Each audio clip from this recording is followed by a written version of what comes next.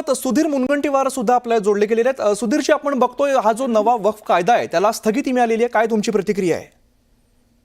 नाही, शेवटी प्रत्येकाला त्या कायद्यामध्ये त्याच्या हक्काच्या संरक्षणाच्या संदर्भात संदिग्धता असेल असं वाटलं, कोर्टात जाण्याचा अधिकार आहे। ते कोर्टात गेले आणि कोर्ट मग डिसाईड, दोन्ही बाजू ऐकून, दोन्ही बाजूच्या ऐकण्यानंतर कोर्ट आपलं जे काही न्याय द्यायचा तो देईल। पण शेवटी संसदेने कायदा मंजूर केला आणि या देशातल्या प्रत्येकाला, कोणालाही त्या कायद्याच्या संदर्भात कोर्टात जाण्याचा अधिकार जर संविधानाने दिलाच आहे, तर कोर्टात कोणी गेलं म्हणून आपण आक्षेप घ्यायचं कारण नाही। आणि स्थगिती म्हणजे निर्णय नव्हे, स्थगितीचा अर्थ दोन्ही बाजूचं मत ऐकून त्यानंतर कोर्टाने निर्णय घेण्याची इच्छा व्यक्त करणं, हा काही त्या कायद्याच्या संदर्भामधला अभिप्राय सुद्धा नव्हे। म्हणून स्थगिती दिली याचा अर्थ काही निकाल दिला असं आपण कोणीही समजू नये। निकाल हा तर्कसंगत युक्तिवादानंतर दिला जाईल आणि जे योग्य आहे त्यावर कोर्टाने निकाल द्यावा। ही लोकशाहीमध्ये कोणी कोणत्याही राजकीय पक्षाचा, जाती धर्माचा असू द्या, हा अपेक्षा असणारच आहे की त्यांनी युक्तिवाद ऐकल्यानंतर सत्यावर आधारित निर्णय द्यावा। बर, आताच याचिकाकर्ते जे ओवेसी आहेत त्यांची जशी प्रतिक्रिया आली की हा कायदा असंविधानिक असल्याचं त्यांनी म्हटलेलं आहे। नाही, मग त्यांनी कोर्टात ते सिद्ध करावं लागेल ना। आता त्यांनी त्यांचं प्रथमदर्शनी जे मत आहे ते तर्कावर आधारित, आता तर त्यांनी त्यांचंच मत व्यक्त केलं। अजूनपर्यंत प्रशासन आणि शासन या कायद्याचं जे उद्देश, दोनों पक्ष को सुना और सुनने के बाद जो उन्होंने दो तरह का अंतरिम आदेश अगले तारीख यानी कि 5 मई तक के लिए दिया है। उनका जो पहला जो है अंतरिम आदेश कि वक्फ काउंसिल या वक्फ बोर्ड में कोई भी अपॉइंटमेंट, बल्कि उन्होंने स्टे नहीं किया है जो भारत सरकार के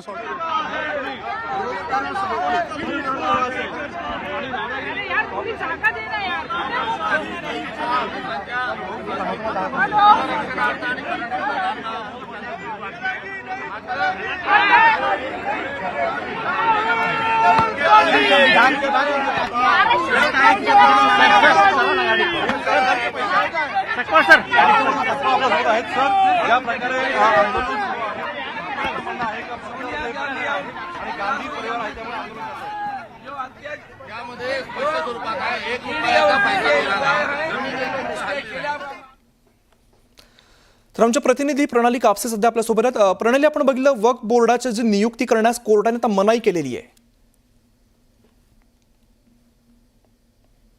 अगदी खरं आहे की आत्ताच थोड्या वेळापूर्वी हा महत्त्वपूर्ण जो आहे तो निर्णय आलेला आहे, ज्याच्यात सर्वोच्च न्यायालयानं वक्फ बोर्डाचं जे इम्प्लिमेंटेशन आहे त्याच्यावर 7 दिवसांसाठीची स्थगिती लावली आहे। हे लावण्याचं कारण असं सांगितलं जात आहे की दोन्हीकडच्या बाजू व्यवस्थित ऐकून त्यावर योग्य निर्णय घेण्याच्या दृष्टीनं ही 7 दिवसाची मुदत जी आहे ती लावलेली आहे। तोपर्यंत आतापर्यंत वक्फ बोर्डाची जी काही आमचा प्रोटेस्टचा अधिकार आमच्याकडून हिरावून घेतला जात आहे, हे अत्यंत दुर्दैव आहे। कारवाई सुरू आहे, याला उत्तर कसं तुम्ही? ही कारवाई आहे, या कारवाईचा संदर्भात सत्याग्रह हाच आमच्या पुढे असणारा हा विकल्प आहे। आम्ही इंग्रजांच्या विरोधात जी आमची रणनीती होती तीच रणनीती आता भाजपच्या विरोधात आमची आहे। वक्फ बोर्डाच्या विधेयकाला स्थगिती मिळालेली आहे। कुठेतरी काँग्रेसने जी मागणी केलेली होती ती आता कोर्टामध्ये आपण कोणी मागणी केली, काय मागणी केली, यापेक्षा जर चुकीची गोष्ट कराल तर ती कोर्टात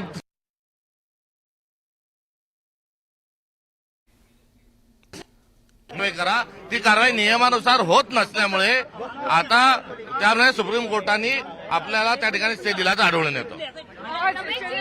वक्फ बोर्डाला स्थगिती मिळालेली आहे। के संदर्भ में आपका आंदोलन हुआ, पुलिस ने सबको गिरफ्तार ले लिया है। हर्षद गायकवाड़ का आंदोलन भी इसी प्रकार से किया गया। यस, इस आंदोलन जारी रहेगा। आंदोलन एक दिन में खत्म नहीं होगा। इस देश के सारे विपक्ष के नेता लोगों के ऊपर इस ईडी और सीबीआई को लगा देते हैं। इसके खिलाफ हम लोग लड़ेंगे। कांग्रेस के हर कार्यकर्ता सड़क पे आएंगे और आंदोलन छेड़ेंगे। वक्फ बोर्ड की जो स्थगिती दी गई है, कहीं पे कांग्रेस ने ये मांग रखी थी, आज कोर्ट ने अच्छी तरीके से इस पे अपना देखिए, कोर्ट ने जो बोला है वो हम लोग हमारे संसदों ने पार्लियामेंट में ही बोला है, पार्लियामेंट में ही हमारे लोग बोला है। अभी तो सब साबित हो गया। पार्लियामेंट के अंदर सदन में हम लोग हमारे एमपीज जो बोला है वो सच हो गया। हम आगे देखेंगे।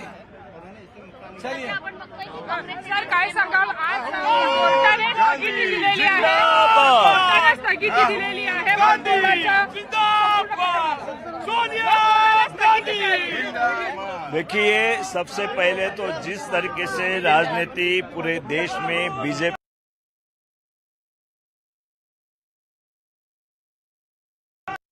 है, राहुल जी गांधी है, जिस तरीके से राहुल जी गांधी कांग्रेस को विचारों को लेके बड़े तेजी के साथ पूरे देश में आगे बढ़ रहे हैं, तो उनको रोकना है। उनको रोकने के लिए साजिश की जा रही है।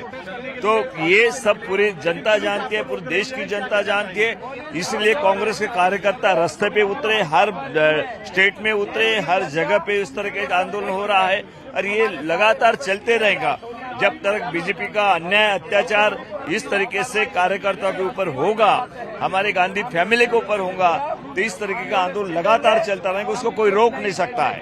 कुठेतरी काँग्रेसने मागणी केली होती वक्फ बोर्डाच्या बाबत आणि कोर्टाने त्याला स्थगिती दिलेली आहे। याच्यामध्ये कोर्ट काय तो याच्यामध्ये हे करेल। अरे शांत होके तभी तुमकी आवाज आएगी, चुप हो जाओ।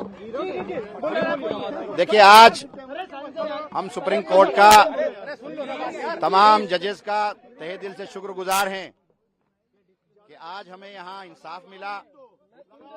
हम तमाम वकीलों का, जो वकील भी पेश हुए, हमारे वकील और तमाम सीनियर वकील, वो सारे वकील पेश हुए, उन तमाम वकीलों का हम शुक्रगुजार हैं।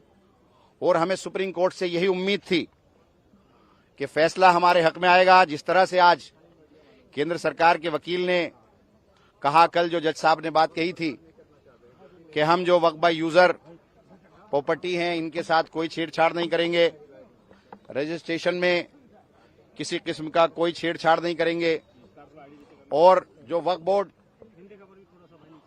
बोर्ड जो बनाएंगे लागू करायला पाहिजे सर्व रिलीजन्स। एखाद्या आता अनेक तज्ञांनी व्यक्त केलेली भूमिका आहे, हायकोर्ट आणि सुप्रीम कोर्टाने पण तेच मानलं की एखाद्या इतर धर्माच्या ठिकाणी दुसऱ्या धर्मांच्या लोकांना नेमता येतं का, ते करू शकतो का आपण, पण ते करू शकत नाही। फक्त आणि फक्त केवळ एका समुदायाला, एका रिलीजन्सला ध्रुवीकरणासाठी केलेले टार्गेट होता, हे सर्वोच्च न्यायालयाला पटलेलं आहे, म्हणून त्याला स्थगिती दिली आहे। मी त्यांचे आभार मानतो। Registered, gazetted, etc. will be protected and will not be their nature and character will not be changed while the matter is being heard. ये अंतरिम आदेश इंटरिम ऑर्डर सुप्रीम कोर्ट ने पास किया।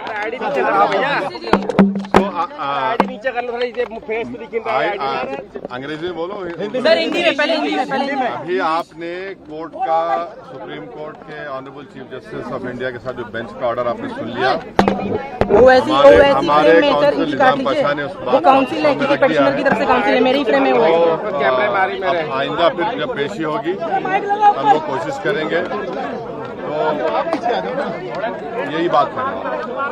और कुछ आज मूवमेंट क्यों कर रहे हैं?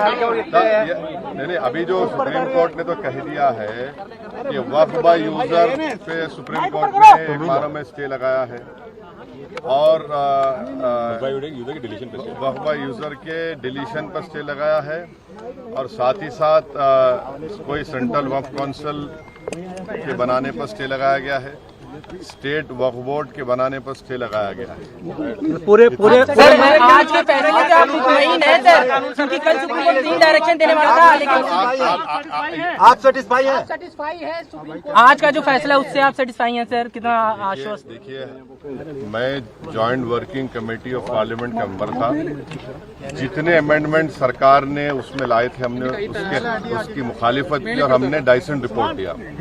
पार्लियामेंट में भी मैंने उस पूरे बिल की मुखालिफत की है। तो ये कहना कि मैं दूसरे बिल के प्रोविजंस को मान लूंगा, ये सवाल पैदा नहीं होता।